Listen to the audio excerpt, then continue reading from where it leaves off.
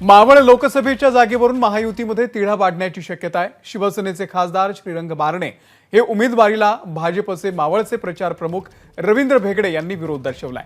मावळ लोकसभा मतदारसंघामधून भाजपच्या बाळा भेगडे यांना उमेदवारी देण्याची मागणी रवींद्र भेगडे यांनी केलेली आहे। तर आधी राष्ट्रवादी काँग्रेसचे मावळचे आमदार सुनील शेळके यांनी देखील श्रीरंग बारणे यांच्या उमेदवारीला विरोध केलेला होता।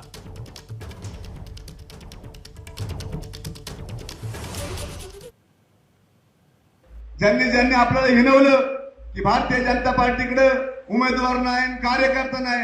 अरे आमच्याकडे खासदारकीचा बाळाभाऊ सारखा उमेदवार आहे। बाळाभाऊला त्या ठिकाणी खासदारकी म्हणून पाहिजे ना। आणि आमचा माणूस दिल्लीला जाणार हे तुम्ही आम्ही अडवू शकत नाही। कुणी भारतीय जनता पार्टीचे कमळाचे प्रामाणिक कार्यकर्ते यांना दिल्लीला पाठवल्याशिवाय राहणार नाही। आणि महायुतीचा उमेदवार त्या ठिकाणी विजय करण्यासाठी कोणी रोखू शकत नाहीये। म्हणून बाळाभाऊ मी तुम्हाला सांगतो की कमळ चिन्ह तुम्ही मावळ लोकसभेत घेऊन या। निवडून आणण्याची जबाबदारी या सगळ्या कार्यकर्त्यांची आहे। निवडणूक प्रमुख म्हणून तुम्हाला शब्द देतो।